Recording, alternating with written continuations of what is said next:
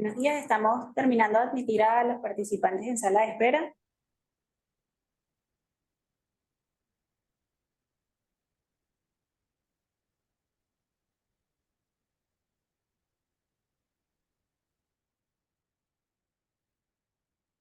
¿Estamos listos? Bueno, buenos días. Les damos la bienvenida a todos a nuestro Mark Review, la segunda edición de esta actividad que hemos realizado a los fines de dar visibilidad a los ponentes o articulistas que se presentan en nuestra revista Mark. El día de hoy hemos invitado a parte de los articulistas que participaron en la segunda edición 2023, la cual está disponible en la página web tanto de Benamsam como de SEDCA, y que los invitamos, si aún no lo han hecho, a revisarlo. De todas formas, hoy vamos a contar con la ponencia directamente desde sus articulistas y vamos a dar la oportunidad de que puedan realizar cualquier pregunta o cualquier comentario que tengan respecto a ellos.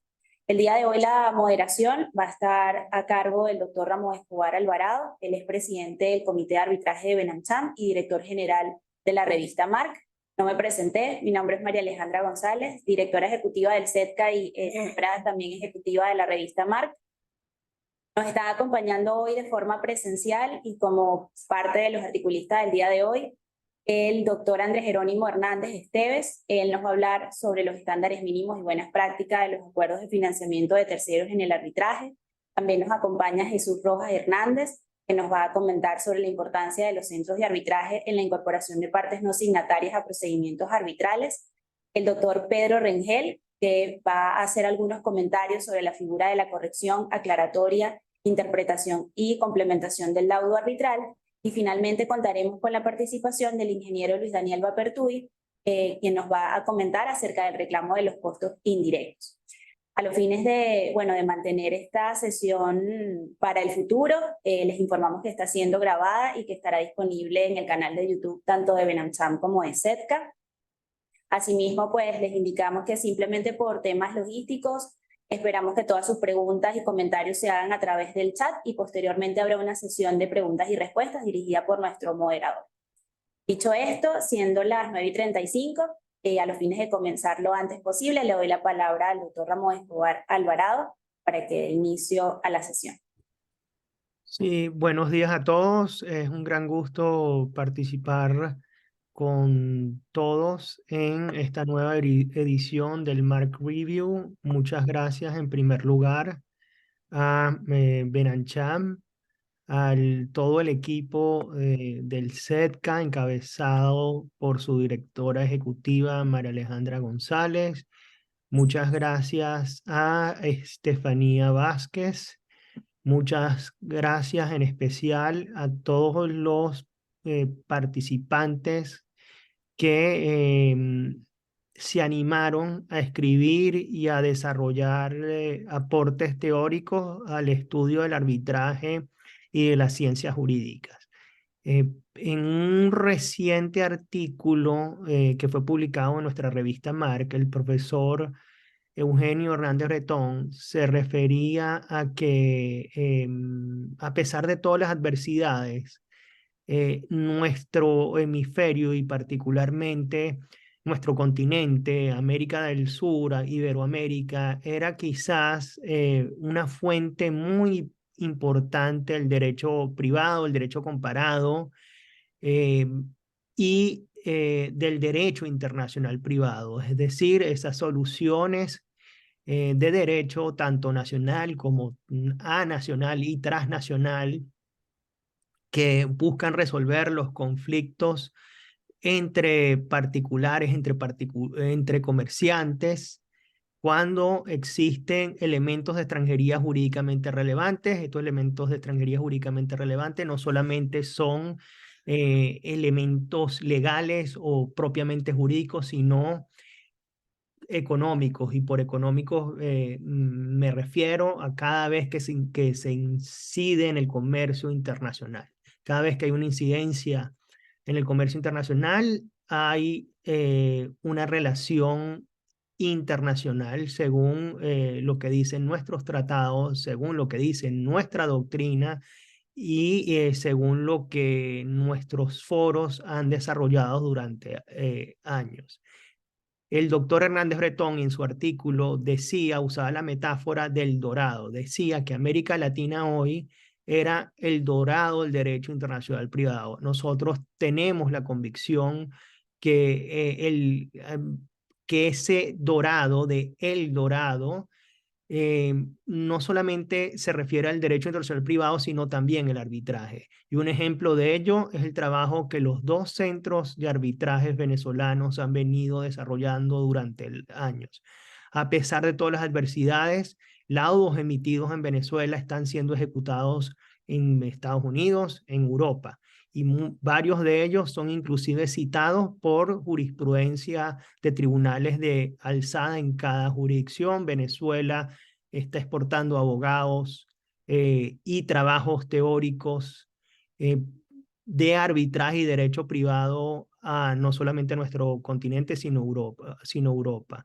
Nosotros tenemos la convicción de que a pesar de que la idea durante los 90 fue de hacer de Venezuela una especie de Suiza, con una nueva ley de arbitraje, un nuevo sistema normativo del arbitraje, ese sueño, esa idea sigue vigente a pesar de las adversidades, y muestra de ello es no solamente la investigación que se hace todos los años en nuestro foro, aportes al estudio del derecho, al derecho privado internacional, sino artículos como los que incluye nuestra edición de la revista Marc.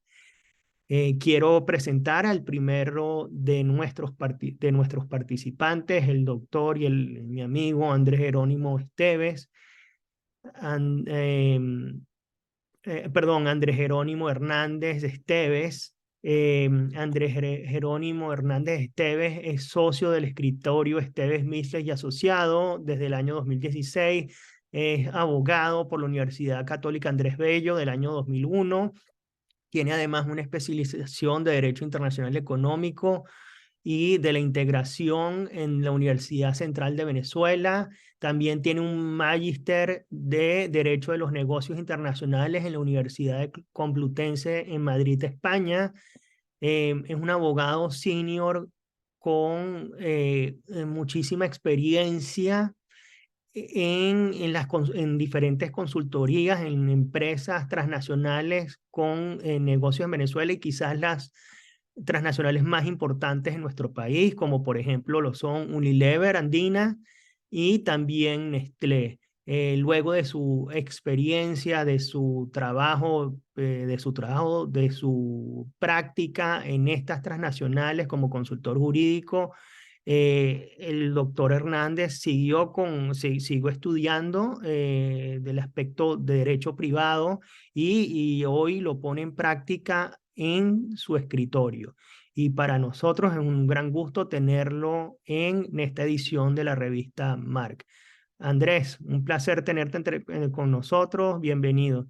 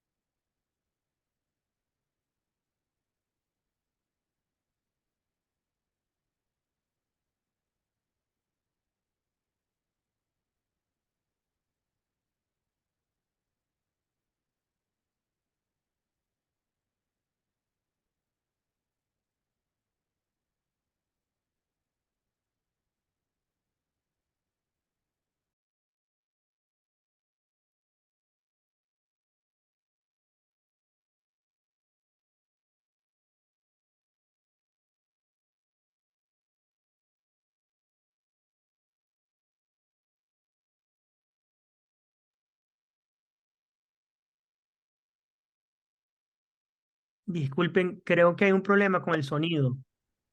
¿No me escuchan? Ahora sí. Ahora sí, déjame poner esto más para acá. Ok, ahora sí, Ramón, ¿verdad? Bueno, este artículo que fue publicado en la última edición de la revista Mar está basado en un trabajo especial de grado que hice para la Universidad Central de Venezuela con la tutoría del doctor Hernando Díaz Candia. el tema es bastante novedoso. Tengo que decir que el trabajo tuvo la mención de excelencia. Y bueno, me gusta mucho este tema y por eso lo traje y lo comparto en la revista Marc. ¿Cuál es el título? El título es Estándares mínimos y buenas prácticas en los acuerdos de financiamiento por terceros en el arbitraje internacional. Ahora, ¿cuál es la importancia de los acuerdos de financiamiento por terceros? ¿Cómo impacta esto en el mundo del arbitraje? Y una pregunta que quizás abro a debate, y es la intención de este artículo, ¿es necesaria la regulación de estos acuerdos de financiamiento? Bueno, vamos a ver. Lo primero, ¿qué es el Third Party Funding o TPF? Conocido en español como financiamiento por tercero en el arbitraje comercial internacional. Hay muchas definiciones de lo que es el TPF, pero yo quiero traer la definición que está contenida en la Ley de Arbitraje y Mediación de Hong Kong, que para mí es una de las más novedosas y trae un concepto bastante claro de lo que es el TPF. La voy a leer, dice lo siguiente: el financiamiento por terceros en el arbitraje, ya quito esto aquí, ahora sí.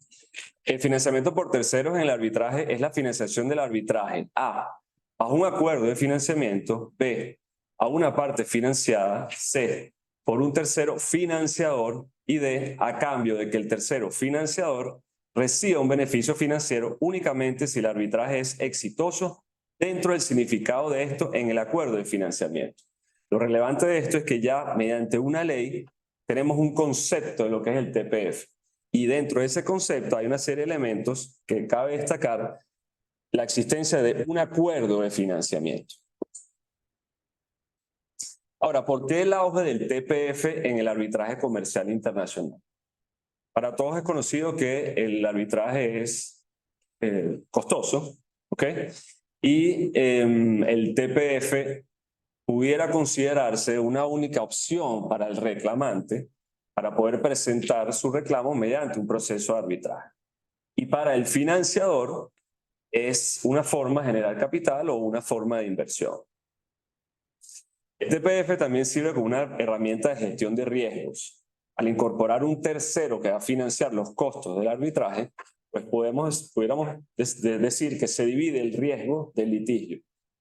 Va a depender obviamente de lo que se establezca en ese acuerdo de financiamiento. ¿Hacia dónde va ese desembolso por parte de la empresa financiadora?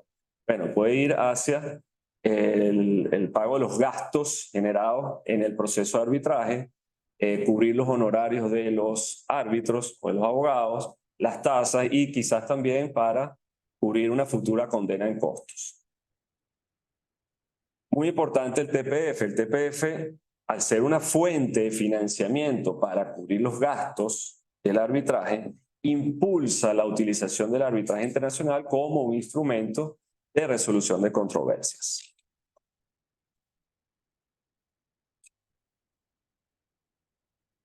Ahora, ¿cómo podemos definir el acuerdo de financiamiento? Ya vimos en la ley de Hong Kong cómo se define lo que es el TPF e incorpora dentro de esa definición el acuerdo de financiamiento. A su vez, la propia ley de Hong Kong define el acuerdo de financiamiento en los siguientes términos. Dice lo siguiente: significado de acuerdo de financiamiento. Un acuerdo de financiamiento es un acuerdo para el financiamiento de terceros de un arbitraje. A, escrito. B, hecho entre una parte financiada y un tercero financiador.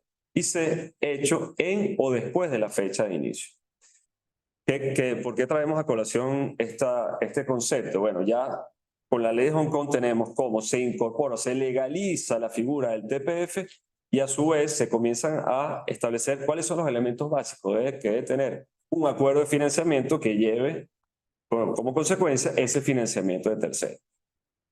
Entonces, el acuerdo de financiamiento va a ser la esencia o la raíz del financiamiento de terceros en el arbitraje. Ok, ¿qué supone? Ya, esto me está molestando. ¿Qué supone el acuerdo de financiamiento? Lo primero es un contacto con entidades financiadoras. Estas entidades financiadoras son empresas especializadas que en general, en su mayoría, se dedican única y exclusivamente a financiar este tipo de arbitrajes. Ellas se encargan de realizar un análisis minucioso de cuáles van a ser las pretensiones de las partes y la posibilidad de que esto se convierta o no en un negocio para ellos. Ellos realizan un previo estudio del reclamante, hacen un análisis del caso y en base a ese análisis, también pueden realizar alguna auditoría, evalúan las probabilidades de éxito y las probabilidades de que un lado sea favorable y en consecuencia ellos puedan recibir un beneficio por esa inversión que están realizando. Estas entidades financiadoras siempre deben ser consideradas como un tercero dentro del proceso de arbitraje. Es decir, no son parte del arbitraje como tal, simplemente participan en el financiamiento de ese proceso y así deben ser considerados. No deben influenciar en la estrategia legal del arbitraje, simplemente deben mantener su rol de financistas dentro del proceso de arbitraje. Y bueno, por último, estas empresas que buscan una inversión en el arbitraje, lo que al final del proceso, lo que buscan es el cobro de alguna utilidad, dependiendo de cómo haya sido establecido ese cobro en el acuerdo de financiamiento. Ahora, ¿cuáles son los pros y contras del TPF? Ventajas y desventajas, ¿no? En primer lugar, ¿cuáles son las ventajas? Los pros. Ya vimos que es una forma para financiar los costes procesales del arbitraje. Esto va a ayudar a que se presente mayor cantidad de reclamos y esto aumenta el acceso al sistema judicial de arbitraje. Y además, estos financiadores ofrecen a las partes reclamantes un sistema de pago de manera que ellas puedan visualizar cómo administrar estos costos que representa el arbitraje comercial. También para muchos inversores esta forma de inversión es una forma de conseguir dividendos distintos a lo que ofrece el mercado de inversión mundial. ¿Okay? Y otra ventaja que pudiéramos traer es que traslada parcialmente el riesgo de iniciar un litigio, ya que el reclamante no va a asumir totalmente los costos, sino que va a haber un tercero que va a participar en ese pago de los costos. Y de esa manera, pues traslada el riesgo de entrar en un litigio. Ahora, ¿cuáles son las contras y las desventajas del TPF? Esta es una figura muy nueva, está en pleno proceso de evolución y en consecuencia existe una falta de regulación clara y precisa sobre el TPF y los acuerdos de financiamiento. Esto evidentemente trae como consecuencia una incertidumbre para las partes al momento de solicitar o incorporar en un proceso de arbitraje el financiamiento de terceros.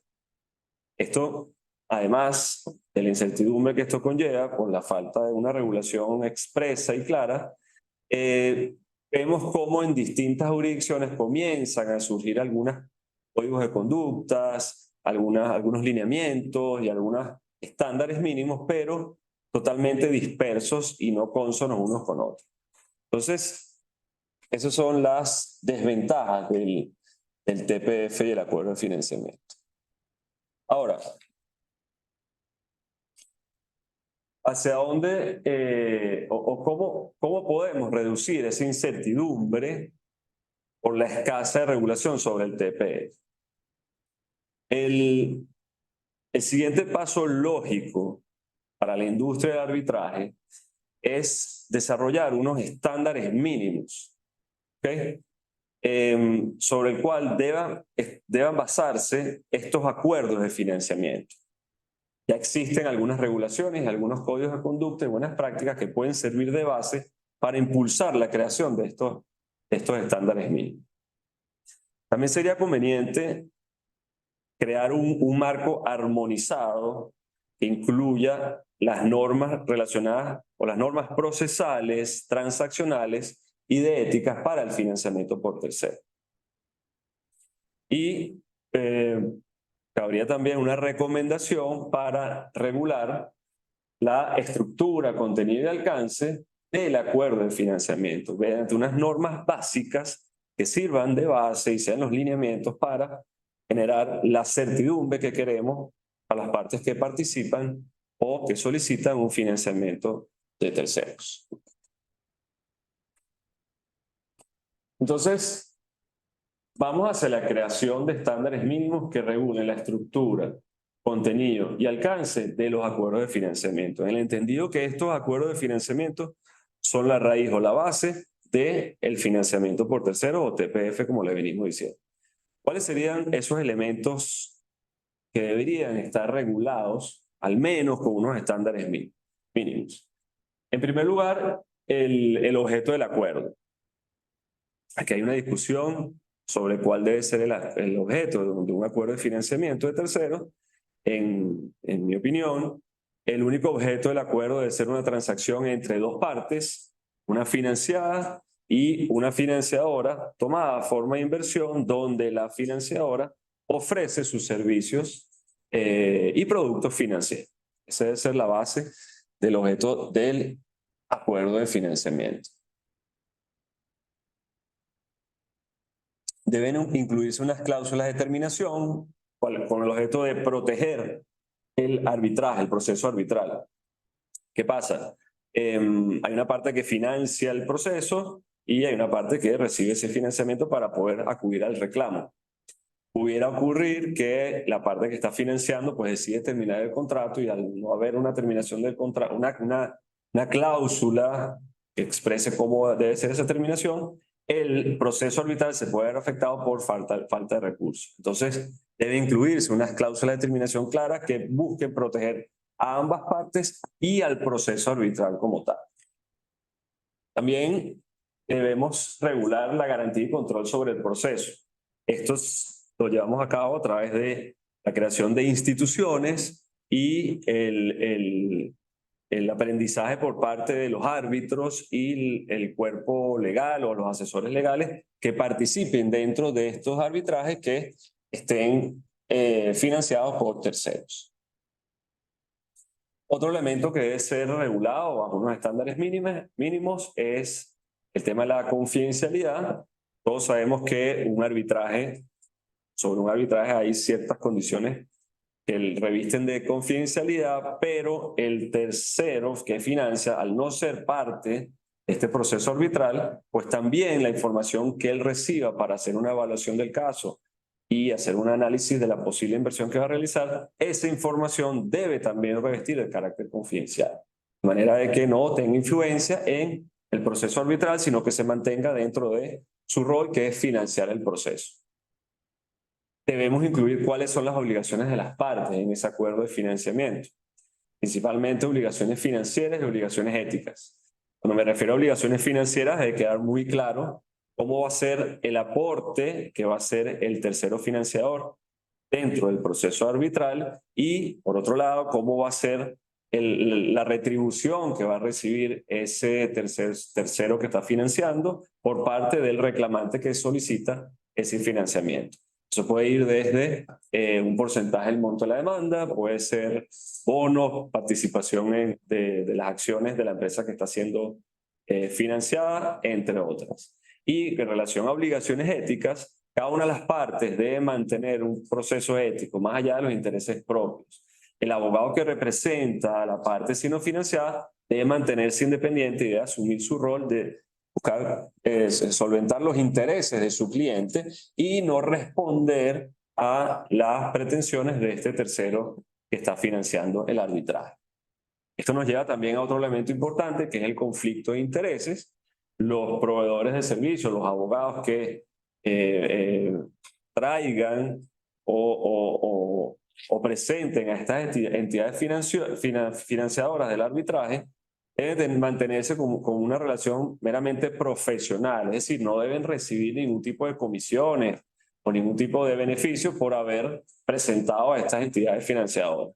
El cuerpo o el equipo legal debe ceñirse a su rol de asesorar al cliente, y el tercero financiador debe encargarse de financiar el proceso arbitral y no influenciar ni involucrarse dentro de la estrategia legal del proceso que está en curso. Ahora, ok. Sí, estas son las conclusiones o sugerencias. Como dije al principio, esto es un tema que está en pleno proceso de evolución. ¿Okay? La idea de haber presentado este artículo es abrir el debate sobre este tema, que el tema responda a las críticas, a las experiencias de cada una de las partes y que se vaya alimentando y vaya evolucionando de la mejor manera posible. ¿Qué sugerencias puedo traer yo sobre este tema de los estándares mínimos que debe tener el acuerdo de financiamiento en el TPF? Bueno, estas normas y regulaciones deberían ser emitidas por las distintas cámaras de arbitraje. ¿Por qué las cámaras de arbitraje? Son ellas quienes tienen de primera mano el funcionamiento de todos estos procesos. Son ellas quienes conocen las experiencias y quienes van viendo cómo va evolucionando este tema del TPF en el arbitraje comercial. Esto no quiere decir que en el transcurso del tiempo no se cree una norma general a nivel mundial que puede dictar el CIADI o cualquier otra institución que se alimente de toda la información y todas las buenas prácticas que vayan aportando las cámaras de arbitraje. Estos acuerdos de financiamiento deben tener unos estándares mínimos, esto con la intención de garantizar la seguridad jurídica de las partes que participan en este acuerdo y de manera que no haya ambigüedades a lo largo del proceso. ¿Hacia dónde deberían ir estos estándares mínimos? Bueno, a regular algunos elementos básicos, como por ejemplo el objeto del acuerdo, cuáles son las obligaciones de las partes, que ya lo mencionamos anteriormente, el tema de la confidencialidad, buscar garantizar un control sobre el litigio y velar que no exista conflicto de intereses entre las partes, incluir cláusulas de terminación y buscar también incluir cláusulas para resolver cualquier tipo de controversia que pueda suscitarse del acuerdo de financiamiento.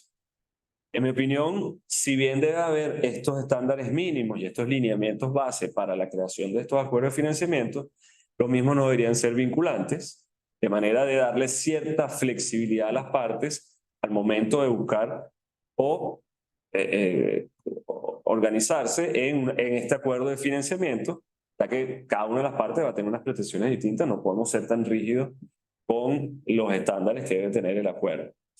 Y bueno, finalmente, una de las recomendaciones es hacer uso extensivo de la ley de Hong Kong, que vemos cómo esta ley ya da un paso adelante y es bastante innovadora con respecto al tema del TPF y el acuerdo de financiamiento, y pudiera servir de base para hacer estos estándares mínimos. Entonces, bueno, de esto trata a grandes rasgos el artículo que fue publicado. La idea es abrir el debate, que esto comience a alimentarse sobre las distintas experiencias y buscar la forma de que el TPF siga evolucionando y siga siendo una herramienta útil que nos sirva para seguir impulsando el arbitraje como un medio de solución de controversias. Bueno, creo que ya tengo el tiempo cubierto. Gracias.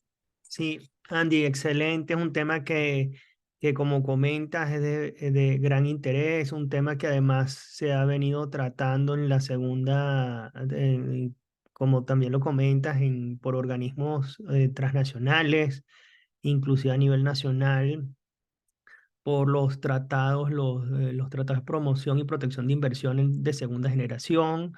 Los particulares que desarrollaste son muy interesantes y pueden ser la piedra de tranca para la institución, como lo es el conflicto de intereses, cómo manejan los bufetes de abogados la relación con los bancos, y las firmas de financiamiento.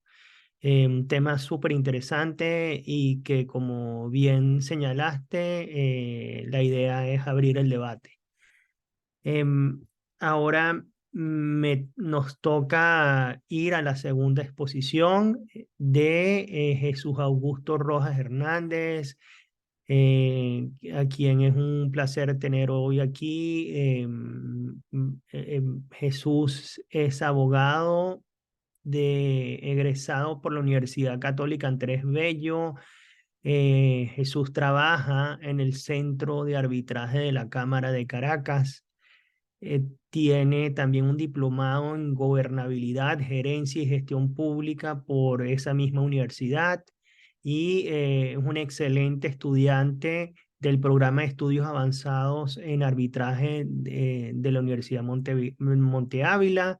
Jesús es un ejemplo del futuro del arbitraje en Venezuela. Es un joven que sabe arbitraje, le encanta estudiar el arbitraje y a pesar de que es joven, ya está haciendo aportes importantes para nuestro foro y para nuestra comunidad arbitral. Jesús, encantado de tenerte aquí. En verdad que la experiencia que he tenido en estos primeros pasos vinculados con el arbitraje siempre me han estado acompañados de grandes profesionales como usted y en ese sentido agradezco sus palabras y todos los valiosos aportes y comentarios que ha podido realizar en mi etapa formativa. Asimismo, bueno, dar cordialmente los buenos días a todo el Comité de Arbitraje de Benancham, agradecerle a todo el equipo editorial de la revista Medios Alternos de Resolución de Controversias y a mis coponentes del día de hoy, con quien tengo el placer de compartir, más allá del espacio profesional como lo ha sido con el profesor Pedro Rengel. Bueno, el tema que nos convoca hoy está vinculado con la importancia de los centros de arbitraje en incorporación de partes no signatarias. Este tema decidí traerlo a colación porque yo siento que todavía en la comunidad arbitral, que todavía es joven en Venezuela, recordemos que la ley de arbitraje comercial es de 1998, consideramos que todavía no se ha comprendido muy bien cuáles son las funciones de los centros de arbitraje y cuál es su papel relevante dentro del procedimiento arbitral. Eso ha llevado a que en muchas circunstancias abogados litigantes en arbitraje consideren que son simples tramitadores, pero la verdad es que son un apoyo fundamental para el desarrollo eficiente de los arbitrajes en Venezuela, tanto así que hoy por hoy no se pueda considerar un arbitraje desarrollado, por lo menos en Venezuela, eficaz si no se cuenta con la participación de las instituciones arbitrales. E incluso en aquellos casos donde tengamos arbitraje independiente, cuando revisamos las reglas de arbitraje ad hoc elaborados por la Asociación Venezolana de Arbitraje, vemos cómo las instituciones arbitrales también pueden hacer grandes aportes para solucionar o apoyar en ciertos espacios al arbitraje independiente. En ese sentido, escogimos el tema de la importancia de los centros de arbitraje en la incorporación de partes no signatarias porque este es un tema que cada vez va tomando más auge en el arbitraje no solamente internacional, sino también nacional. Y lo decimos por experiencia personal. Y también porque una de las razones que justifican la escogencia del tema de la incorporación de partes no signatarias se deriva que es un elemento que se encuentra íntimamente vinculado a la tutela jurisdiccional efectiva. Traía una cita de un árbitro que es parte del Centro de Arbitraje de la Cámara de Caracas y quien fue profesor mío de pregrado, Daniel Betancourt, quien destaca uno de los elementos trinitarios de la tutela judicial efectiva, como es el acceso a un órgano de justicia, el debido proceso y la ejecución de un fallo judicial. Estos tres elementos se encuentran vinculados a la incorporación de partes no signatarias. El acceso de esa parte no signataria, la incorporación eficiente y efectiva con respeto a las garantías procesales de esa parte no signataria está vinculado al debido proceso y a su vez la incorporación o no de esa parte no signataria puede afectar en gran medida lo que puede ser la ejecución de ese laudo arbitral. Entonces, como podemos ver, es algo que está muy vinculado con lo que tiene que ver con la tutela judicial efectiva como derecho que se encuentra consagrado no solamente en nuestra Constitución, sino en el conjunto de normativas que integran el bloque de la constitucionalidad. Asimismo, otra razón que justifica la escogencia del tema es la dinámica del comercio internacional. ¿Por qué? Porque evidentemente en el comercio internacional y los comerciantes no se rigen por formalismos muy estrictos, todo lo contrario, se rigen por el principio general de los contratos, que es el principio consensualista y el principio de libertad en los contratos, ¿no? Entonces, la formalidad siempre va a ser la excepción en la vida de los comerciantes y el principio general es la informalidad, entendiéndola como no estar atados a formalidades no esenciales en la celebración de contratos, salvo que una disposición legal así lo establezca. Y por último, la razón que justifica la escogencia del tema es la evolución que ha existido sobre la noción de cláusula arbitral. Cuando revisamos lo que es la Ley de Arbitraje Comercial venezolano del año 1998, que se inspira fundamentalmente, como el resto de las leyes de arbitraje, en la Ley Modelo Citral de 1985, podemos notar que la primera visión que se tuvo de la cláusula arbitral era que es un contrato formal. ¿Ok?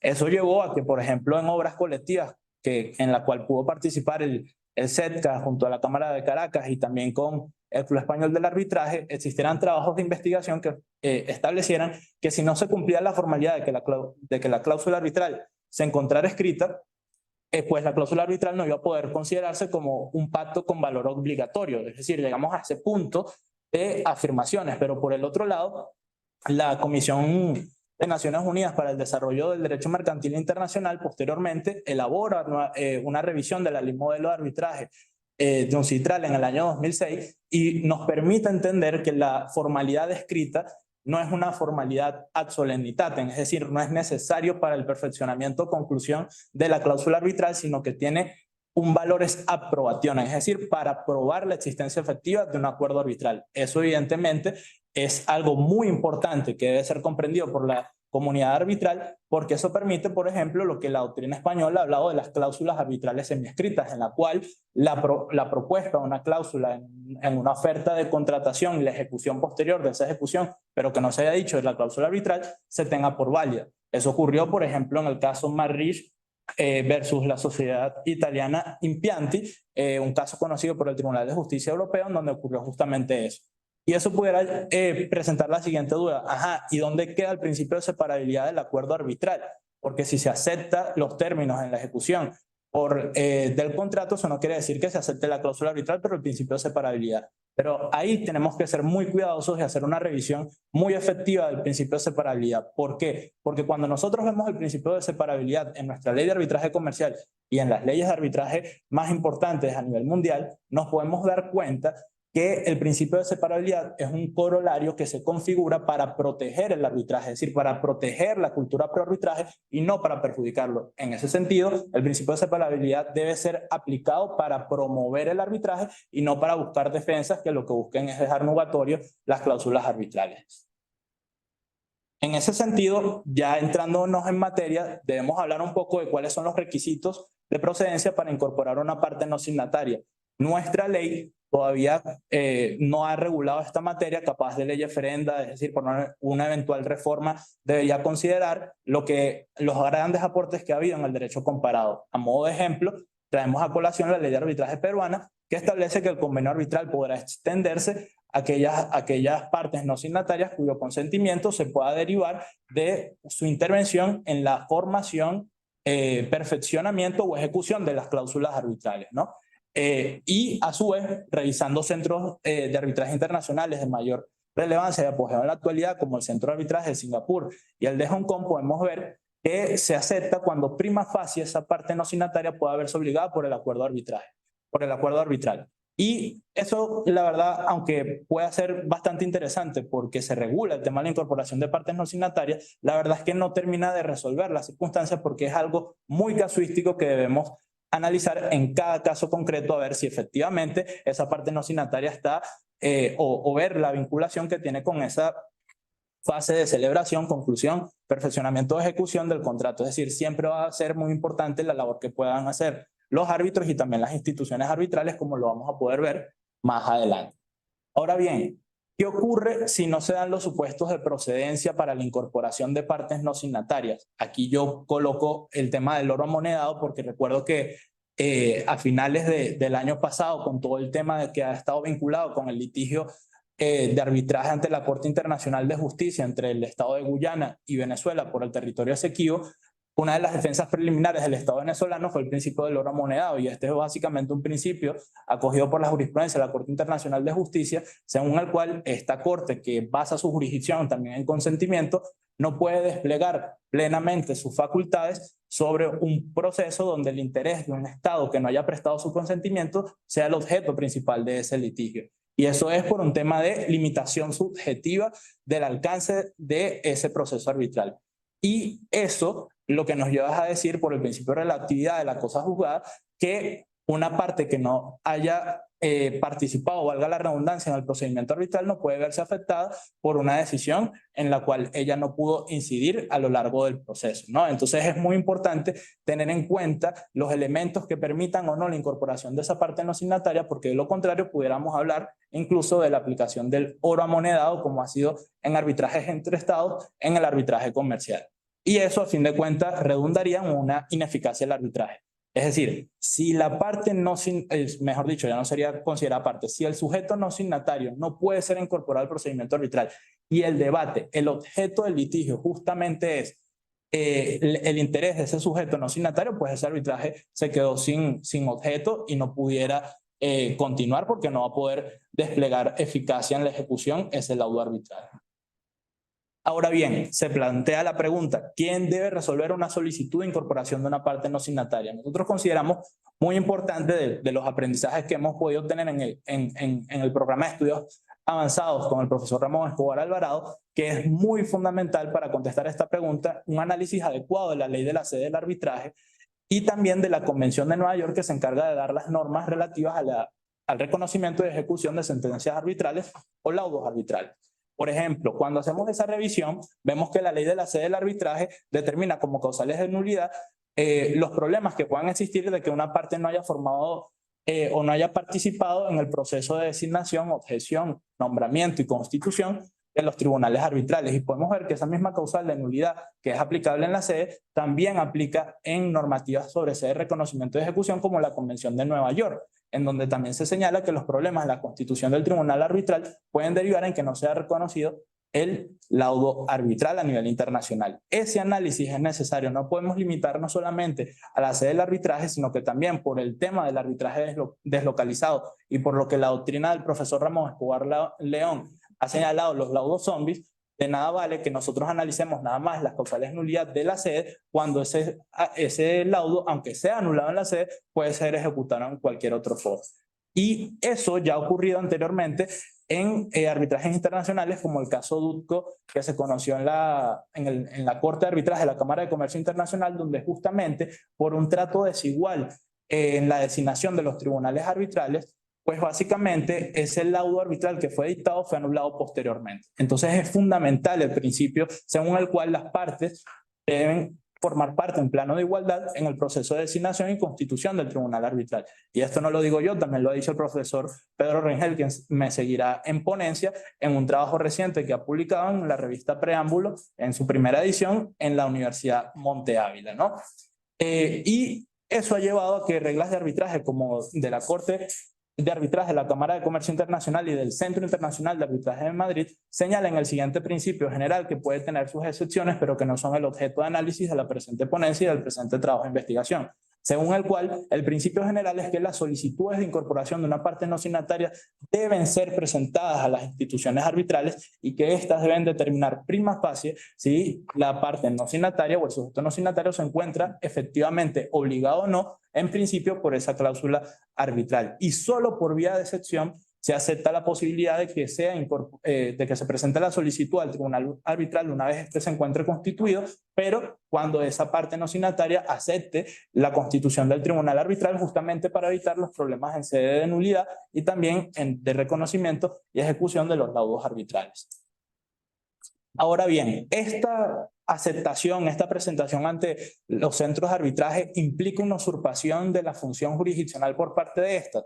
Para contestar la pregunta, quería traer a colación un trabajo de la doctora Diana Drullers, me faltó una S, disculpen el inconveniente de tipeo en la presentación, en la cual destaca cuál es la función de los centros de arbitraje. Me parece que es una cita magistral en donde destaca: su función principal es la de velar porque los procedimientos de arbitraje se desenvuelvan libre de contratiempos, asegurando a cada una de las partes la plena garantía de sus derechos de defensa y controlando, aunque de manera directa, los laudos arbitrales para procurarles plena eficacia. En ese sentido, que sea presentada la solicitud de incorporación de partes no signatarias a las instituciones arbitrales y éstas las acepten prima facie, va a hacer que la función administrativa de los centros de arbitraje, que parte de garantizar y servir como un vigilante de todas las garantías procesales de las partes involucradas, se cumpla. ¿Por qué? Porque de esta forma se va a permitir que las partes participen en plano de igualdad en el proceso de postulación, designación, nombramiento y constitución de los tribunales arbitrales. Y eso no implica una usurpación de la función jurisdiccional, porque va a quedar en manos del tribunal arbitral determinar si tiene jurisdicción con respecto a esa parte no signataria.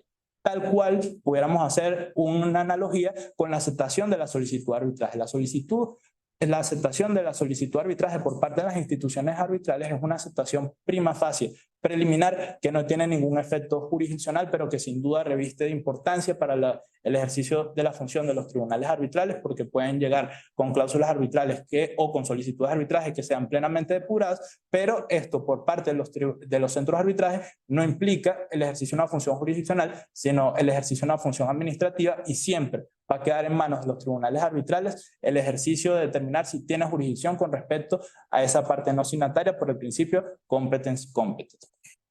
Conclusiones. La incorporación de partes no signatarias a procedimientos arbitrales viene a dotar de eficacia el arbitraje como medio alterno de resolución de conflictos, sin duda. Para que pueda proceder a una solicitud de joinder, es decir, de incorporación de partes no signatarias, debe analizarse desde el principio de la buena fe si la parte no signataria se encuentra vinculada u obligada por el acuerdo arbitral, cosa que es muy importante, porque aunque este tema no esté abordado en la ley de arbitraje comercial, es parte de nuestro ordenamiento jurídico el principio de la buena fe en la celebración de los contratos, y en ese sentido las cláusulas arbitrales también deben ser interpretadas en ese sentido para permitir o no la incorporación de partes no signatarias. El análisis sobre la existencia o no de vinculación de la parte no signataria puede ser trascendental para los arbitrajes, porque si se determina que el interés de esta es el objeto del arbitraje, pero no puede ser incorporada, no puede ser considerada parte, la jurisdicción arbitral se volverá ineficaz para el caso concreto. Y para determinar quién debe conocer sobre las solicitudes de joinder, y queremos ser enfáticos en esto, debe analizarse la ley de la SEA, así como la de reconocimiento y ejecución de los laudos arbitrales. En ese sentido, se reconoce en la mayoría de las legislaciones como causal de nulidad y de negación de ejecución y reconocimiento de los laudos arbitrales que no todas las partes hayan podido participar en plano de igualdad en la constitución del tribunal arbitral. En principio, corresponde a los centros de arbitraje resolver las solicitudes de incorporación de una parte no signataria a procedimientos arbitrales. Solo por vía de excepción deberán hacerlo los tribunales arbitrales, y siempre que la parte adherida acepte el nombramiento del tribunal arbitral. Por último, la aceptación por parte de las instituciones arbitrales solo tiene efectos en la administración del caso, ya que en virtud del principio competence les corresponde a los tribunales arbitrales pronunciarse sobre la extensión de su jurisdicción a una parte no firmante del acuerdo arbitral. Y bueno, muchas gracias en verdad nuevamente con el profesor Ramón Escobar Alvarado y con todo el Comité de Arbitraje de Benanchán y con el Centro Empresarial de Conciliación Arbitraje, con quienes estoy inmensamente agradecido por la oportunidad, y con mis colegas María Gabriela, María Alejandra y Henry, quienes son unos excelentes abogados que se desempeñan en esta ardua función de la administración de procedimientos de carácter no judiciales. Muchas gracias. Jesús, excelente, felicitaciones. Verdad que encantado con tu exposición, encantados todos con tu exposición. El tema es súper interesante, o como comentaste,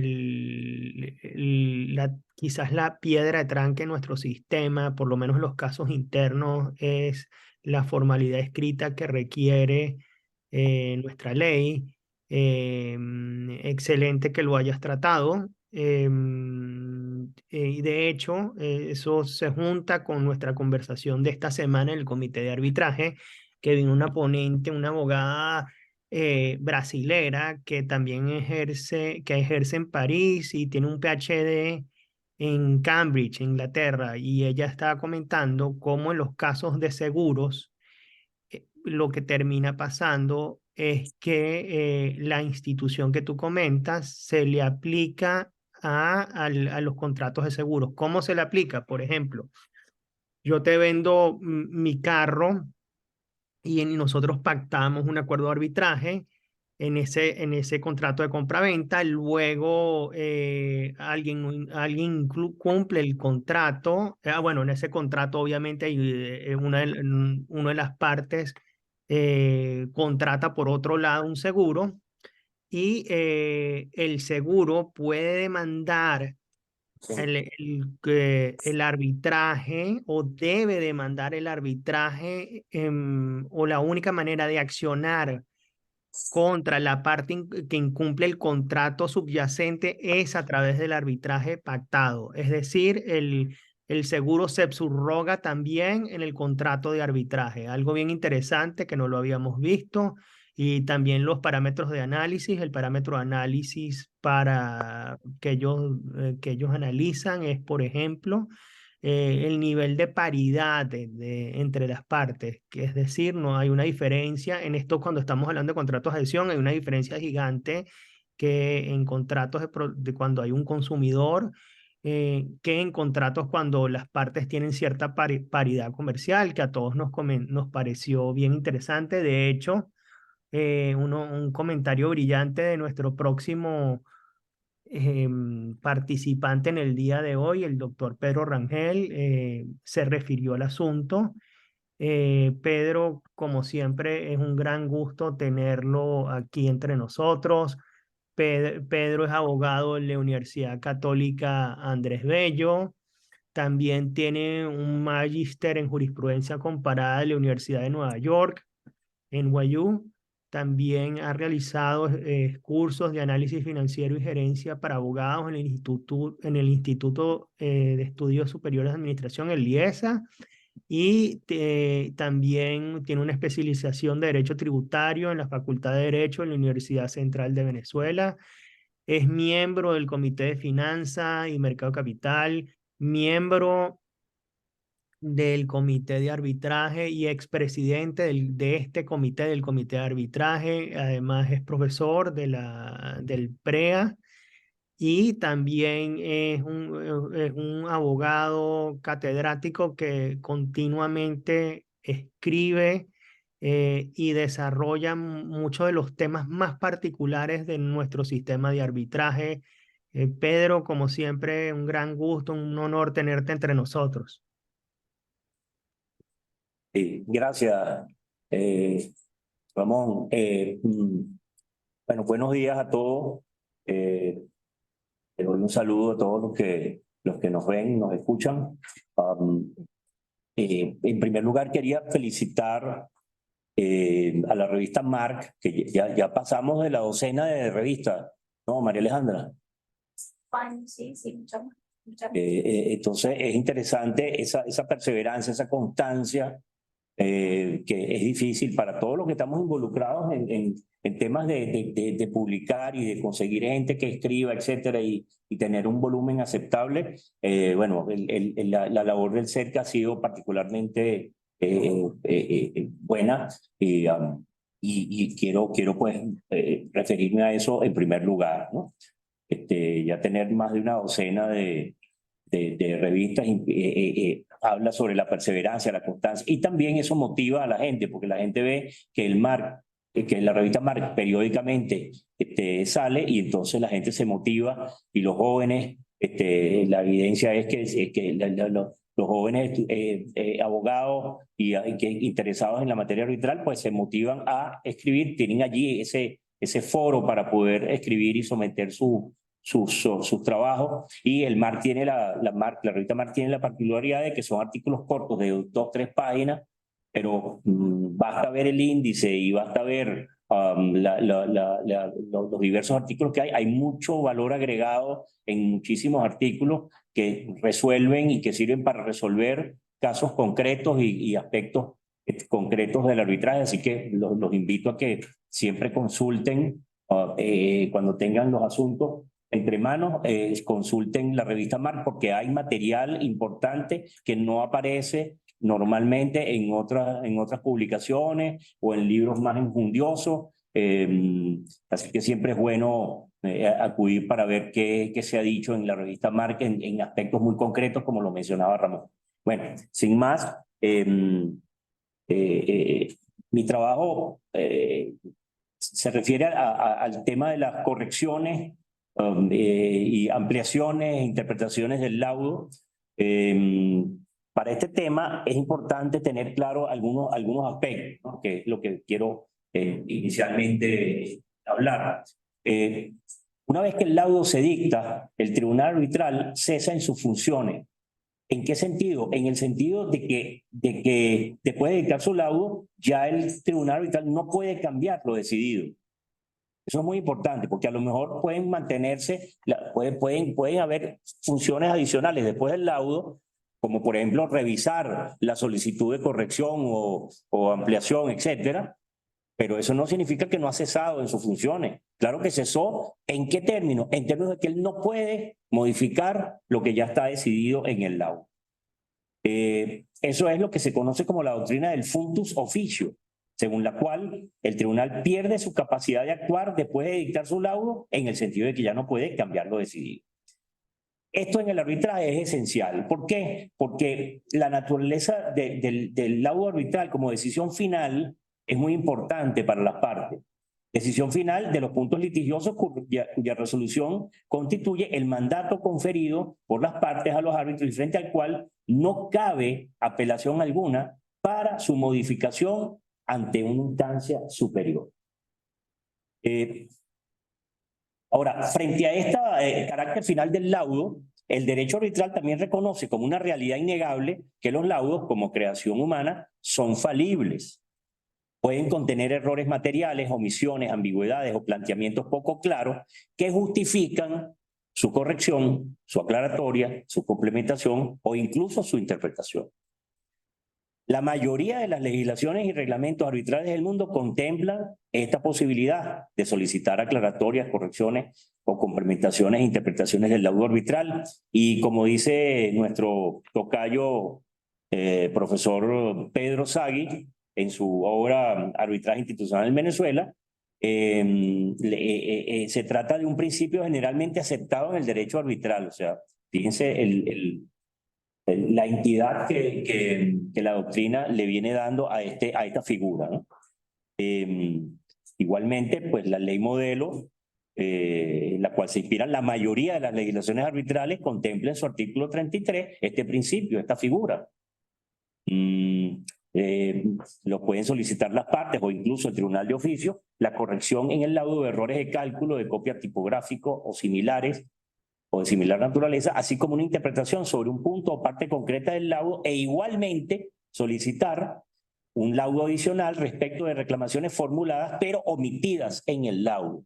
Reclamaciones formuladas que pueden estar incluso en el acta de emisión, pero que han sido omitidas. Bueno, las partes pueden hacerle notar eso al tribunal. Aquí hay un aspecto en el acta de emisión que debía ser resuelto y ha sido omitido, se pide un laudo complementario para que el tribunal lo resuelva.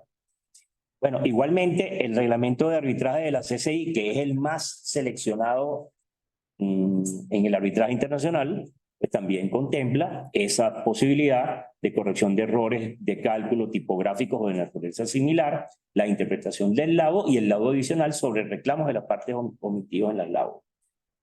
Nuestra ley de arbitraje comercial no es la excepción, porque en su artículo 32 contempla que el laudo arbitral podrá ser aclarado, corregido y complementado por el tribunal arbitral a solicitud de parte o de oficio.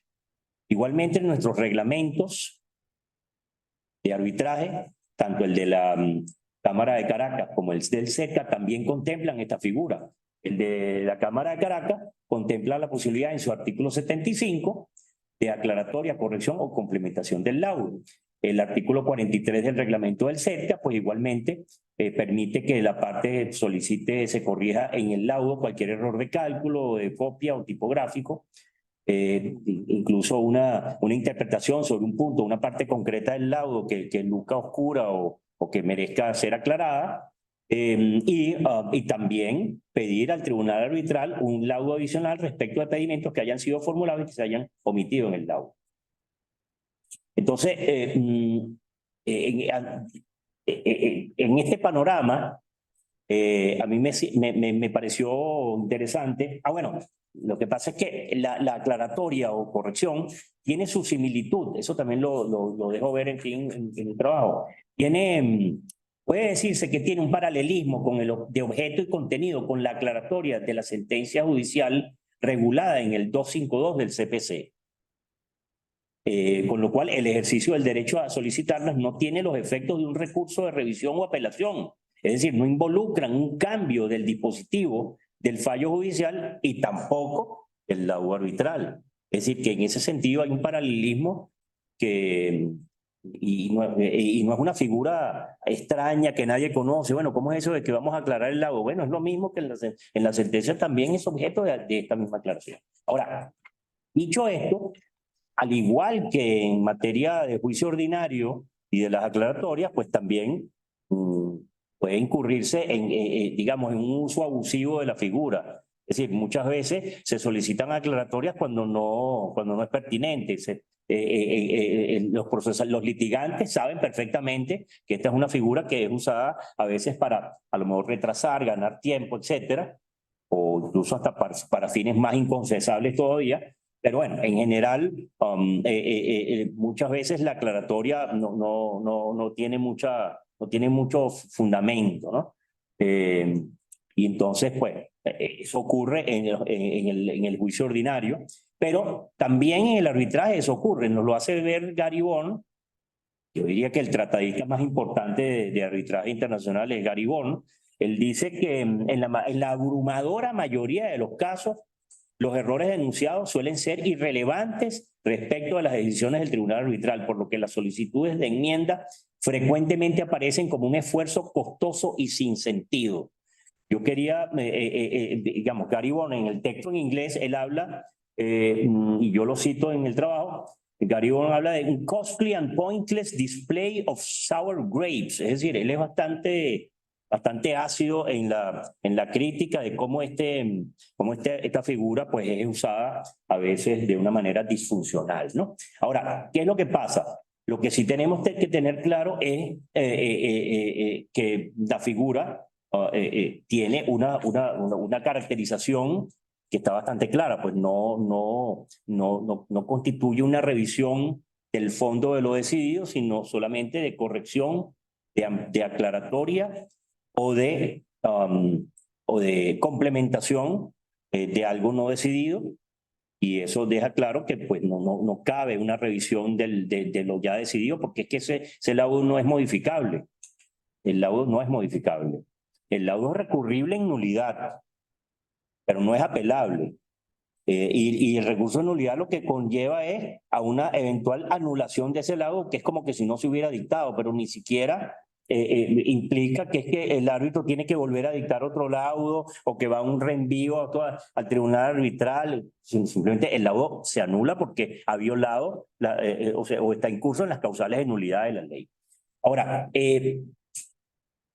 eso nos deja varias cosas claras. Nos deja claro que el laudo arbitral, que la solicitud de corrección del laudo arbitral solo puede abarcar errores de forma, de cálculos tipográficos, de copia u otros de naturaleza similar, pues dado el carácter final del laudo, y esa es la clave, sus decisiones de fondo o mérito no son susceptibles de ser ya corregidas por el tribunal arbitral, que como se ha dicho, ha devenido en functus officio y el laudo dictado es vinculante e inapelable.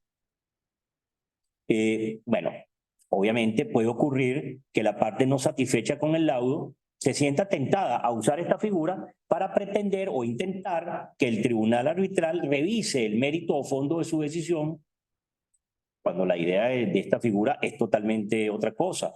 La idea es que sirva para resolver alguna incertidumbre sobre el significado preciso de lo resuelto o sobre la materia en que debe cumplirse. Pero lo cierto es que no consiste propiamente esta figura en un recurso o medio de impugnación del laudo, porque no está dirigida a obtener la reforma o anulación de lo resuelto, sino que persigue corregir defectos en el modo de expresarlo y complementar dichos pronunciamientos por otros que hubieran sido omitidos. De manera que está clarísimo que estas solicitudes de corrección, aclaratoria o complemento, dado el carácter final del laudo, sus decisiones de fondo o mérito no son susceptibles de ser corregidas por el tribunal arbitral. y no pueden acarrear el cambio o modificación de las decisiones de fondo o mérito de la controversia adoptadas en el laudo, ni tampoco reabrir el debate sobre la controversia o someterla a una nueva revisión y a una nueva decisión. Entonces eso es muy importante tomarlo en cuenta para enmarcar correctamente esta figura. También nuestro amigo Rosnel Carrasco escribió en este número de la revista Marc un trabajo sobre el tema de las aclaratorias y solicitudes de corrección, y llega también a la misma conclusión. Siendo el adendum, dice Rosnel, siendo el adendum un complemento a lo ya escrito o parte integrante del laudo que se ha dictado, el tribunal debe revisar los argumentos de las partes y decidir la solicitud con extrema prudencia, ya que si bien correctamente ejercida permite la mejor ejecución del laudo, igualmente podría ser el laudo de difícil ejecución si mediante el adendum se toman decisiones contrarias o que afectan elementos fundamentales previamente decididos en el laudo que se pretende aclarar, corregir, complementar o interpretar, afectando con ello la tutela arbitral efectiva. Es decir, él también coincide en que esta figura no permite modificar el laudo, solo corregirlo, ampliarlo, interpretarlo.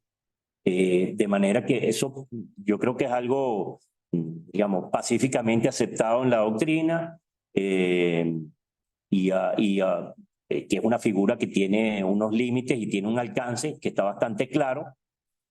No obstante, puede haber casos en que la parte pues, trate con ello sobre todo la parte que ha sido afectada o vencida en el laudo, pues a lo mejor pueda tener esa tendencia a tratar de que el árbitro pues modifique el asunto o reabra el debate, etcétera, lo cual no es posible. Bueno, eso es un poco lo que les tenía para hoy, así que muchas gracias. No, excelente, Pedro. Es un tema que llama muchísimo la atención. Yo creo que quizás el aspecto que más dudas genera es lo establecido en el Instituto de la Presentación Previa previsto en el reglamento del SEDCA, porque el artículo, si mal no recuerdo, el 41, le permite a las partes hacer observaciones de fondo y de forma, ¿no? Y de hecho le permite también a la dirección ejecutiva. Yo creo que la esencia de ese artículo, y todo esto es bastante debatible, era promover un acuerdo en las partes, entre las partes, es decir, se le enseña el laudo para que las partes se motiven a llegar a un acuerdo, ¿no? El tema es, como tú bien comentas, es cuando las observaciones de las partes buscan más bien una especie de apelación o revisión general del laudo, ¿no? Y a lo decidido. Entonces, esto va, creo yo, un poco más del sentido del artículo.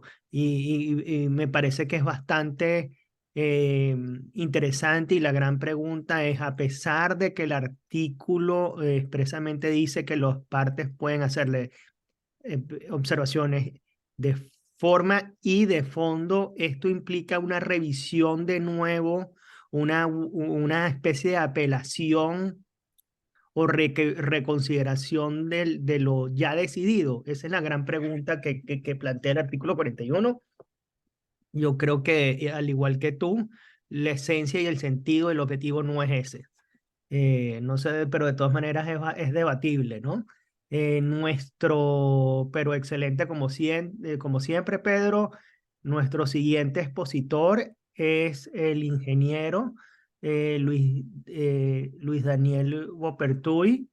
La idea que nosotros tenemos con el ingeniero es siempre dedicar una sección de la revista Marc a promover el arbitraje de construcción. El arbitraje de construcción es quizás uno de los sectores más importantes en la industria del arbitraje, y nosotros buscamos hacerlo crecer en Venezuela.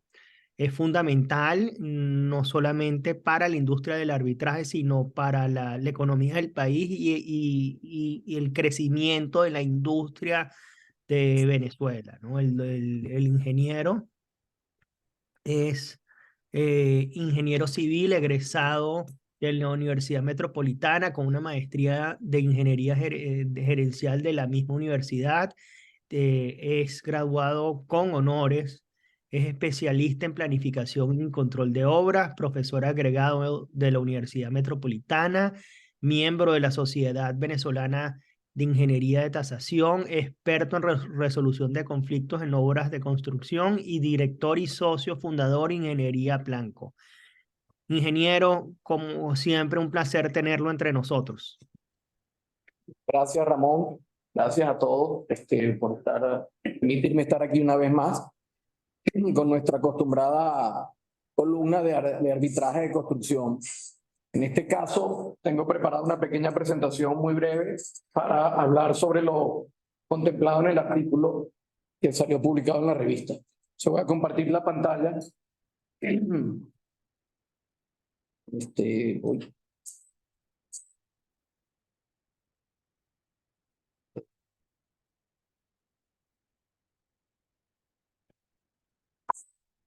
Perfecto. Bueno, como al verse el artículo, el título del artículo, esto se trata de ver un poco la parte del cobro de costos indirectos en el caso que haya un proceso de arbitraje para un proyecto de construcción. Te voy a hablar brevemente de lo que contempla primero, dónde se ubican dentro de todos los costos del proyecto los costos indirectos. Y ahorita nos referimos por qué vamos a los costos indirectos precisamente. Los costos del proyecto, hay muchas formas de concebirlo, pero según la clasificación que le da el Construction Concrete Institute, que es de Estados Unidos, en Texas, en Austin, queda la sede, la parte global se divide en costos de construcción y otros costos. En los costos de construcción se contempla que los primeros costos son evidentemente los costos directos de obra como tal, que contemplan la mano de obra, los materiales y los equipos. Son los costos que estamos acostumbrados a ver dentro de una obra. Pero también están presentes los costos indirectos. ¿Por qué no me cambió? Los costos indirectos de obra, que es el tema que nos ocupa ahora, donde se encuentra todo lo que es supervisión de campo, gerencia de construcción, obras temporales, servicios y logística, fianzas y seguros, y una ristra de otros conceptos que se podrían englobar aquí entre los costos indirectos, pero que son bastante conocidos en la industria de la construcción. Y finalmente, el otro costo de construcción es la utilidad que como tal tiene la empresa que ejecuta la obra. Entonces, esto es los costos asociados directamente a la obra. Ahora, hay otros costos asociados al proyecto que son los costos del propietario como tal, que tiene su oficina principal, la parte de diseño e ingeniería y permisos y cualquier otra cantidad de cosas que puedan estar allí contemplados directamente al propietario. ¿Cuál es la diferencia fundamental entre uno y otro? Estos costos del propietario pueden suceder, se dé el proyecto o no. Es decir, suceden, se dé el proyecto o no. En los casos de costos de construcción, se dan los costos si se da la construcción. Es decir, el caso de diseño e ingeniería. Alguien puede contratar el diseño y los cálculos todos de un edificio para hacer, pero sencillamente el proyecto no se da, por alguna razón. Entonces, eso es un costo que si bien lo haces para la construcción, pero no necesariamente se da, aunque no se dé la construcción. Entonces, esa es la primera gran división y como les digo, la parte que nos ocupa a nosotros, en este caso, son los costos indirectos de obra. Estos son los costos reclamables en el caso de una extensión de tiempo que pudiese haber sido determinada en la obra. Entonces, como les digo, una vez que se determina que hubo un atraso en el proyecto, en la obra, es decir, debido a los análisis técnicos que se elaboran en estos casos, bueno, se determinó que hay un atraso en el proyecto. Voy a hacer la acotación aquí de la palabra atraso, que siempre hay duda entre atraso y retraso. Comúnmente, bueno, no comúnmente, pero en el mundo del peritaje de construcción, uno llama atraso cuando es al final del periodo de la actividad y retraso es cuando el retraso se da al inicio. Y la demora es lo que ocurre en el interín. por ponerles el caso típico, el retraso, cuando un avión va a salir, sale con retraso, si se retrasó, pero llega al otro sitio con atraso. Es una sutil diferencia, pero que cuando uno está hablando de estas cosas del peritaje, es bueno diferenciar si fue al principio de la actividad o fue al final. Y se diferencia de esa forma. Retraso es al principio y atraso es al final. Y demora es lo que ocurrió en el camino. Entonces, una vez que técnicamente se ha determinado que efectivamente hubo un atraso en el proyecto, se tiene que hacer entonces un análisis de causa-efecto. ¿Qué fue lo que causó y cuál fue el efecto que tuvo determinados hechos a lo largo del proyecto? Eso es toda una labor que viene, digamos, soportada con todo el análisis que se hizo anteriormente y, por supuesto, en la documentación existente de la obra. Una vez que eso se logra realizar, entonces, en base a eso, el perito establece quiénes son los posibles responsables de ese retraso. Y finalmente, deben entonces ser cuantificados los costos asociados a esos retrasos. La parte del perito, dependiendo de lo que esté designado a hacer, puede llegar hasta determinar los posibles responsables. No necesariamente la cuantificación de costos, la cuantificación de costos puede ser objeto de otros procesos, pero ya por lo menos determinar esto. ¿Y cómo se expresan esos posibles responsables? O sea, ¿cómo se les asigna la responsabilidad sobre lo que sucedió? Bueno, para ello es bueno primero ver un concepto que se llama concurrencia, que de acuerdo a la AACE, que es la institución que, digamos, dicta las pautas de muchas de estas cosas, concurrencia es el grado con el cual las actividades independientes, es fundamental que las actividades sean independientes, pueden o son desarrolladas al mismo tiempo, total o parcialmente. Esa es la parte del concepto que nos interesa para esto. Grado con el cual también hay una aceptación, fases o etapas están solapadas. La primera parte es la que más nos compete, pero ambas están determinadas en esa práctica recomendada por la ACE, que es precisamente que habla de la terminología de la ingeniería de costos. Entonces, una vez que tenemos este claro concepto de concurrencia, viene y ya van a ver por qué es importante el concepto. Se da un evento y hay que analizar si es concurrente o no con otros eventos. Y al final hay un efecto neto de ello.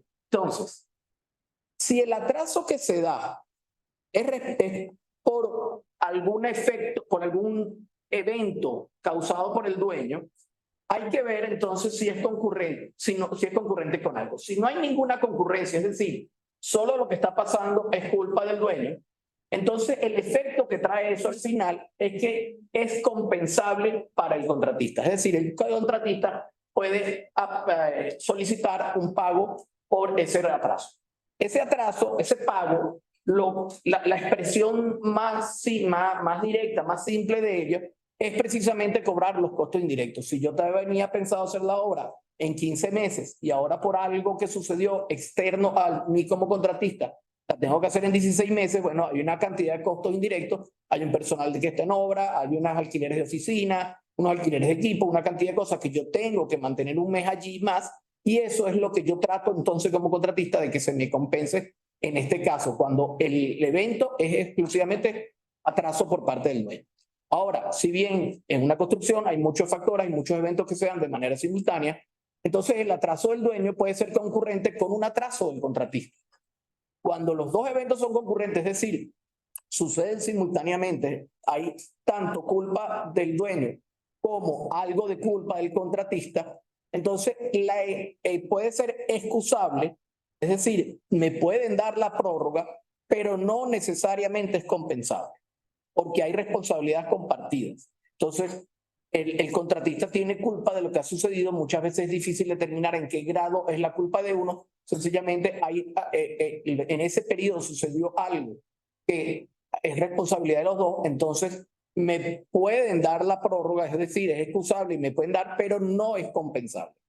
Y finalmente, el atraso del dueño, el hecho del dueño puede ser concurrente con una causa de fuerza mayor. Entonces, en este caso, es excusable y tampoco es compensable. ¿Por qué? Porque las causas de fuerza mayor no son compensables. No fueron culpa del dueño, fueron culpa de algo que sucedió externo a la obra. El caso más común ahorita, por supuesto, son todos los efectos que tuvo el COVID. El COVID es un caso de fuerza mayor. Normalmente hay varios casos, hemos estado involucrados en varios casos, se les da prórroga al contratista, pero no se les da ninguna compensación. Si el atraso es del contratista y no es concurrente con nadie, bueno, definitivamente no es excusable. Entonces, el contratista no puede obtener una prórroga y mucho menos entonces va a obtener una compensación. Puede que haya una compensación, que el dueño le exija una compensación.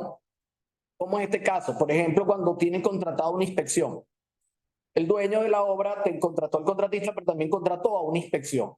Si ahora la obra dura un mes más, ese mes, y eso fue por causa del contratista, ese mes adicional, el dueño tiene que mantener la inspección, pero se la puede entonces cargar al contratista. Entonces, por eso es que se dice que puede ser compensable para el dueño también. Si el atraso del contratista es concurrente con un caso de fuerza mayor, entonces es excusable, pero no compensable por lo mismo que ya interviene el caso de fuerza mayor. Y finalmente, bueno, si el evento no es ni parte del dueño ni parte del contratista, sino es de fuerza mayor, bueno, es excusable, pero no compensable. Entonces, como pueden ver aquí, no, los casos en que es compensable para el contratista son pocos, así como también son para el atraso del compensable para el dueño, pues, ¿no? Entonces, en estos casos que están aquí claramente, cuando no hay concurrencia, cuando el atraso es del dueño exclusivamente, bueno, es compensable para el contratista. Y cuando el atraso es del contratista, bueno, es compensable para el dueño. Suena, después que uno lo ve todo, suena bastante, digamos, como directo, pero para llegar a la conclusión de que sea excusable o no, que el atraso es concurrente, que no es concurrente, no es fácil porque muchas veces incluso los hechos no se tienen que dar simultáneamente. Se puede dar un hecho primero y otro después, pero concurren en el efecto que tuvo sobre la obra. O sea, una decisión que tomó el contratista, el dueño en un momento, el contratista hizo otra cosa en otro momento, pero sus dos consecuencias sí son simultáneas. Entonces, lo importante es que las consecuencias de los eventos sean simultáneas para que haya una concurrencia. Bueno, y finalmente la conclusión de esto es que en el caso de atraso de un proyecto, es necesario analizar en detalle sus causas y responsables y evaluar cuidadosamente los costos indirectos que puedan estar implicados para ello. Entonces, esto era lo que yo quería traer ahora en el día de hoy en función de lo que estaba escrito en la revista. Brillante como siempre, ingeniero. Gracias. Un tema que creo yo que no solamente sirve obviamente a su oficio, sino especialmente en los arbitrajes, y no solamente en los arbitrajes de construcción. En verdad que excelente, de verdad. Me surgieron varias dudas en cuanto a la aplicación. Ahorita le voy a hacer unas preguntas, ¿no? Voy a hacer una ronda de preguntas a cada quien, o por lo menos una pregunta a cada uno. Voy con cada una de las exposiciones, voy a cada uno porque tenemos alrededor de 5 minutos, 5 o 10 minutos para terminar. Voy a seguir el mismo orden en que hablaron, ¿no? La primera para el doctor Andrés Hernández. Mi pregunta, Andrés, es cómo se relaciona los acuerdos de financiamiento por terceros en arbitraje internacional con nuestra figura de la cesión del crédito litigioso. ¿Qué diferencias? ¿Cómo se tocan? Se puede decir que la figura de financiamiento por terceros internacionales o en arbitrajes internacionales aplica cuando el arbitraje internacional, la cesión del crédito cuando es doméstico. Esa sería mi pregunta para ti. La pregunta para Jesús Rojas sería, ¿qué te parece a ti, Jesús? ¿O te parece más bien, o en qué medida el requerimiento expreso de nuestra ley de que el acuerdo de arbitraje sea por escrito, o que el consentimiento quede por escrito, de alguna manera excluye hablar de incorporación de partes no signatarias. Lo evita, lo minimiza, hoy se puede hablar de que tenga un efecto o no tenga un efecto.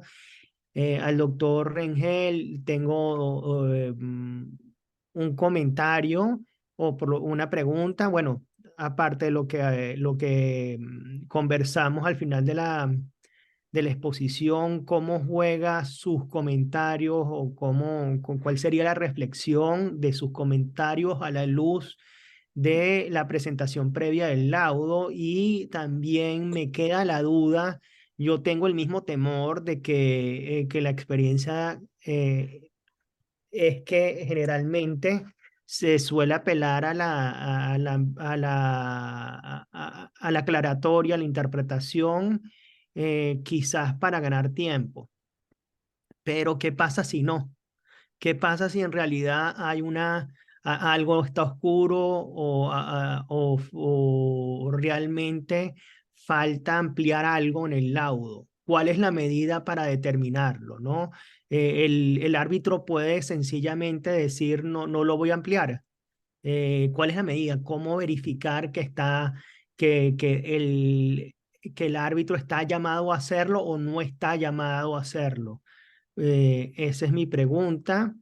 Y al ingeniero Luis Daniel Bepertui, me gustaría preguntarle cuáles son los casos, o sea, los típicos casos de costos indirectos que se pueden ver en el arbitraje. ¿Qué tipo de conflictos?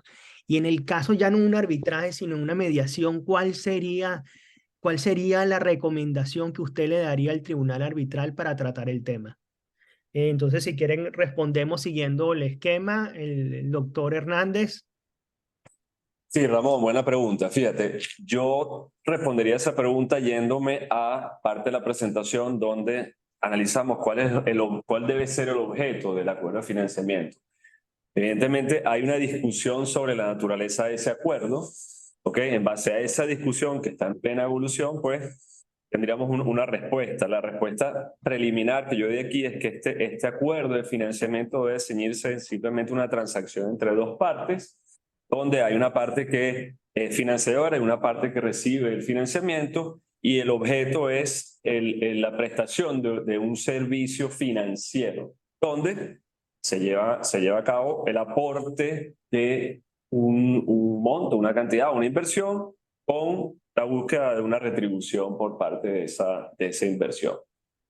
Obviamente, tenemos que analizar el tema, como les dije al principio, esto es un proceso o una institución que está creciendo, que está evolucionando, y bueno, a la medida que vayamos implementándolo, pues vamos a tener mayores respuestas al detalle, ¿no? Sí, Buenísimo. Jesús, ¿qué reflexión tienes acerca de la pregunta? Sí, profesor, justamente esa reflexión me la hice hace un par de semanas por temas laborales, pero en el análisis que yo estaba haciendo sobre la disposición del artículo 6, y un poco también cuando uno lo lee y ve comentarios al respecto, yo creo que es un tema justamente de interpretación, ¿no? A fin de cuentas, la cláusula arbitral es un contrato como cualquier otro. Yo creo que como nuestra ley está inspirada en el modelo UNCITRAL, debemos adecuar la interpretación o impulsar capaz una reforma de la ley de arbitraje comercial para que se quede muy claro que la formalidad descrita es una formalidad con fines probatorios y no con fines para el perfeccionamiento o conclusión de la cláusula. Y en ese sentido, yo creo que por ahora, hasta que eso no sea así, yo creo que la cláusula arbitral y esa disposición debe ser integrada con la interpretación de nuestro Código Civil, en donde se señala que los contratos deben ser ejecutados de buena fe, y bueno, el principio de que no puede haber un abuso de las formas para realizar actuaciones de mala fe. Y en ese sentido, yo creo que debemos ir hacia allá, porque si, por ejemplo, tenemos una empresa que está actuando a través de otra y está haciéndolo de forma maliciosa, lo importante es interpretar la cláusula arbitral para que todas las partes, desde la postura de la buena fe, puedan efectivamente participar del procedimiento arbitral, y no que por formas se proteja la mala fe en la ejecución del acuerdo. Excelente. Doctor Rengel, Pedro. Sí, bueno, Ramoncito, sí, sin duda tu pregunta es pertinente, quizá excede del alcance de mi trabajo, pero sin duda, en el caso del reglamento del CERCA, el reglamento CERCA contiene ambas figuras, son separadas, una viene primero que la otra. La presentación previa del laudo y las observaciones que se hacen a la presentación previa del laudo se hace primero. Es decir, es un paso anterior a la figura de la solicitud de aclaratoria, corrección o ampliación del laudo. Pero como tú bien dijiste, como la figura de la presentación previa del laudo incluye por el propio reglamento que las partes puedan hacer observaciones de fondo, eso quiere decir que ese laudo que ha sido previamente presentado pues puede ser objeto de modificación, porque el tribunal arbitral se va a pronunciar sobre la solicitud que se le ha hecho o sobre las observaciones de fondo que se le han hecho. Y quiere decir que el árbitro en ese momento, por la especial característica de la presentación previa, puede modificar el laudo. De hecho, ha ocurrido, es decir, recuerdo un famoso caso en donde el laudo se dictó, hubo la presentación previa, se hizo en donde se declaraba que no se podía arbitrar el asunto porque había unos menores involucrados. En la solicitud de aclaratoria, en las observaciones de fondo que se presentaron, en la presentación previa del laudo, se le pidió al tribunal que considerara que en lugar de declarar que no podía ventilar el asunto, que más bien remitiera el caso a los tribunales LOBNA para que los tribunales LOBNA habilitaran la posibilidad de que se conociera ese asunto en donde sobrevenidamente habían aparecido unos menores. Y efectivamente el árbitro, era un árbitro único, el árbitro modificó el laudo y dijo, es verdad, estoy de acuerdo con las observaciones de fondo que se han hecho, yo no voy a declarar inarbitrable el asunto, sino que voy a someterlo a los tribunales LOBNA y voy a suspender el arbitraje mientras se pronuncia los tribunales LOBNA. Es decir, para hacer el cuento corto, pareciera que la figura de la presentación previa del laudo admite que ese laudo pueda ser modificado, pero no es de eso que yo hablé en este tema, sino que yo me referí a la otra figura que posteriormente a que el tribunal arbitral decide sobre la presentación previa y las observaciones que se pudieran haber hecho, se abre también el lapso, porque no hay forma de no respetar el reglamento. Se abre el lapso del artículo 74, que es el CERCA, en donde hay posibilidad de aclaratoria, correcciones, etc. ¿Qué ocurre? Y esto es muy importante, eso lo han dicho varios autores, de Loyan Solo y varios, Mesgravi, que el lapso para intentar la nulidad del laudo, que es de 5 días y que se ha argumentado que es muy corto, etcétera, pero resulta que hay que verlo integralmente. Es decir, cuando sale el laudo, hay 15 días para la solicitud de aclaratoria, corrección, etcétera, que en la práctica yo tengo que sumárselos a esos otros 5. O sea, yo no es que tengo 5 días nada más, porque yo puedo solicitar una aclaratoria, por ejemplo, o una corrección, y ganar 15 días más para el recurso de nulidad que empieza a correr después de que el tribunal arbitral ha decidido sobre la solicitud de aclaratoria, corrección, etc. Y lo que tú dices, Ramón, de la respuesta del tribunal arbitral a la solicitud, pues el tribunal arbitral es totalmente soberano para decidir sobre lo que las partes le plantean, incluso en esta materia, es decir, aclaratoria, complemento o ampliación del laudo. El tribunal arbitral tiene una soberanía plena para decidir sobre esas cuestiones que se le han planteado. Puede decidir que efectivamente la corrección es pertinente y que procede a hacer la corrección tipográfica de error de cálculo, etcétera, en un adendum al laudo. ¿Okay? También puede considerar pertinente la aclaratoria porque coincide con el solicitante en que el tema, en que lo decidido en algún aspecto requiere mayor una aclaratoria porque quedó oscuro, y puede proceder a aclarar o puede decir, mira, no observamos que haya nada que aclarar, remite a los párrafos del laudo pertinente y se acabó. O si es una solicitud de complemento porque la parte sostiene que hay algo que no fue decidido en el laudo y sin embargo estaba en el acta de emisión, por ejemplo, entonces, bueno, el tribunal arbitral tiene que considerar eso y es una buena oportunidad para subsanar esa falla, porque lo no decidido se está incumpliendo con el mandato de los árbitros. Los árbitros tienen que decidir todos los aspectos litigiosos que en el acta de emisión son tema decidendo. Entonces, por eso es muy importante que el tribunal arbitral se atenga en su decisión al acta de emisión y vaya punto por punto para que no se queden conejos por fuera. Ahora, otras veces, y ha ocurrido, es decir, lo que la parte dice que no fue decidido por el laudo, bueno, el tribunal considera que sí fue decidido y remite al párrafo en que ella considera que lo decidió. Y entonces esa es una decisión que se produce, bien sea rechazando las solicitudes que se han formulado o acogiéndolas en un laudo, en un adendum, pues, en el adendum al laudo, donde hace las correcciones o aclaratorias o complementos que sean pertinentes. Excelente. Ingeniero. Bueno, respecto a tu con el tipo de costos que se puede reclamar dentro de los indirectos, mira, es bastante compleja la respuesta y de hecho por eso es que se considera como casi que un proceso aparte la determinación de esos costos. Okay. Porque si bien puedes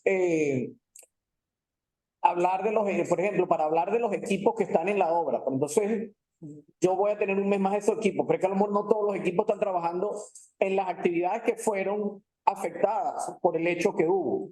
Lo mismo sucede con la nómina, con el personal gerencial. Oye, te voy a cobrar toda la plantilla, pero mira, se justifica cobrarte toda la plantilla.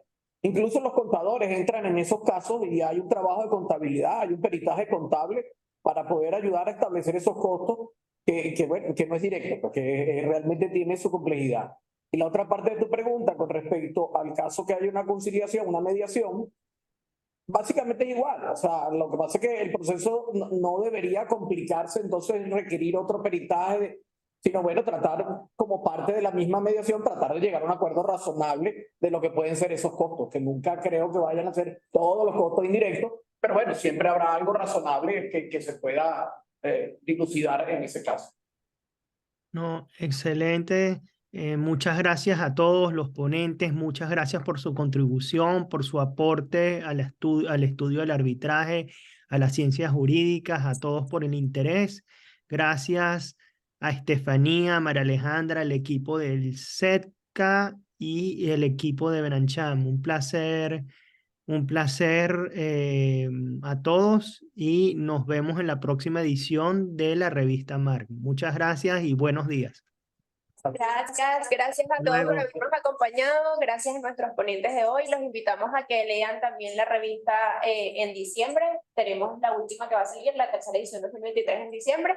Y pueden consultar todas nuestras revistas a través de la página del SEPTA, a través de la página de Benancham y también a través de nuestro Instagram @revistamarc. Hasta luego, que estén bien todos. Todo lo mejor, feliz fin de semana. Cuídense. Un abrazo.